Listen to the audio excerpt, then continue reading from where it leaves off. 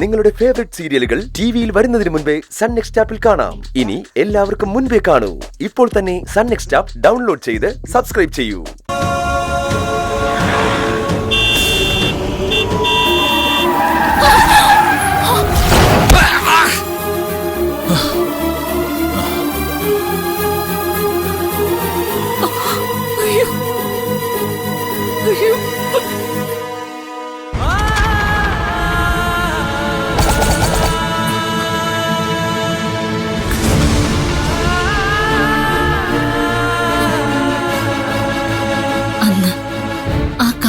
ബോധമറ്റ നിലത്ത് വീണ് ഗൗതമനെ എടുത്ത് എന്റെ മടിയിൽ കിടത്തുമ്പോ ഞാൻ അറിഞ്ഞിരുന്നില്ല അത് ഞാൻ നൊന്ത് പ്രസവിച്ച എന്റെ മകനാണെന്ന്.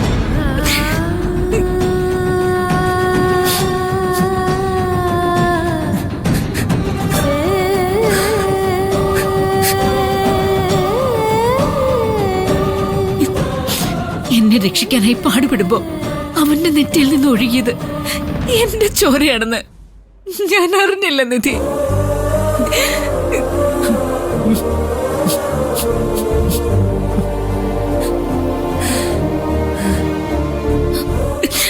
അന്നെന്റെ മകനെ ഞാൻ ആശുപത്രിയിലേക്ക് കൊണ്ടുപോയപ്പോ ദൈവം എനിക്ക് തുറന്നു തന്നത് പ്രതീക്ഷയുടെ പുതിയൊരു ലോകമായിരുന്നു.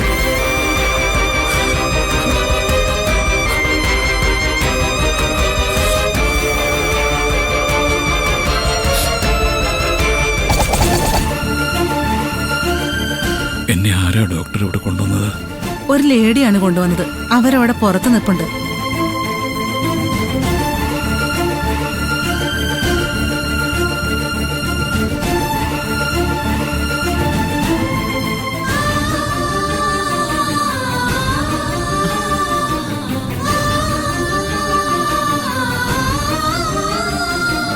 മോന് വേറെ കുഴപ്പമൊന്നുമില്ലല്ലോ?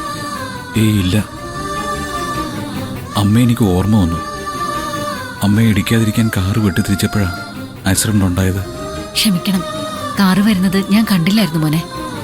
അയ്യോ അങ്ങനെയല്ല, കാറിന്റെ ബ്രേക്കിന് എന്തോ മിസ്സിംഗ് ഉണ്ടായിരുന്നു. പെട്ടെന്ന് എൻ്റെ ബോധം പോയി. കണ്ണു തുറന്നപ്പോൾ ആശുപത്രിയില്ല. ഡോക്ടറാ പറഞ്ഞത് ഒരു ലേഡിയാ എന്നെ ഇവിടെ കൊണ്ടുവന്നെന്നും പുറത്തിരിപ്പുണ്ടെന്നും. ഒരുപാട് നന്ദിയുണ്ട് കേട്ടോ. എന്തായാലും വേറെ കുഴപ്പമൊന്നും പറ്റില്ലല്ലോ, ഭാഗ്യം.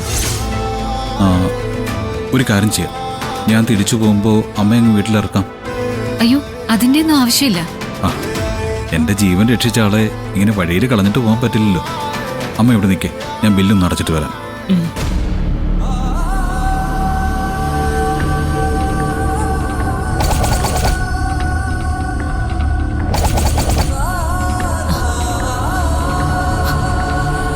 എനിക്കൊരു മോനുണ്ടായിരുന്നു.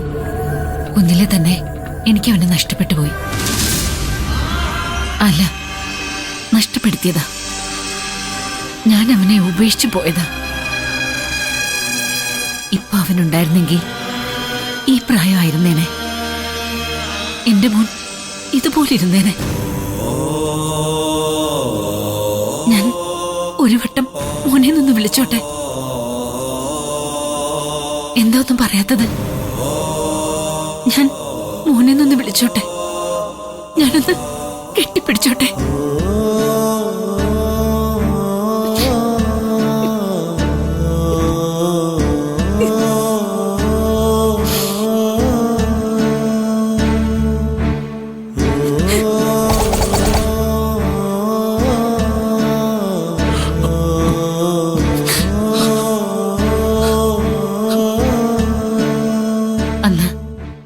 ഗൗതം എന്റെ മകനാണെന്ന് തിരിച്ചറിഞ്ഞ ശേഷം അവനൊന്ന് കാണാൻ, ഒരു നിമിഷം അവനോടൊപ്പം ഒന്നിരിക്കാൻ, അവന്റെ ചിരിയും സന്തോഷവും ഒന്ന് കാണാൻ എന്തുമാത്രം കൊതിച്ചിട്ടുണ്ട് ഞാനെന്ന് അറിയോ നിനക്ക്?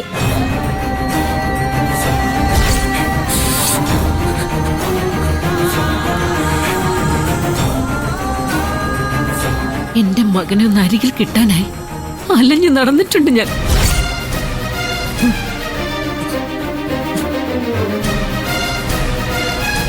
അതിനിടയിലാ ഞാൻ ഗൗതമിന്റെ അമ്മയാണെന്ന സത്യം നീ തിരിച്ചറിഞ്ഞത്.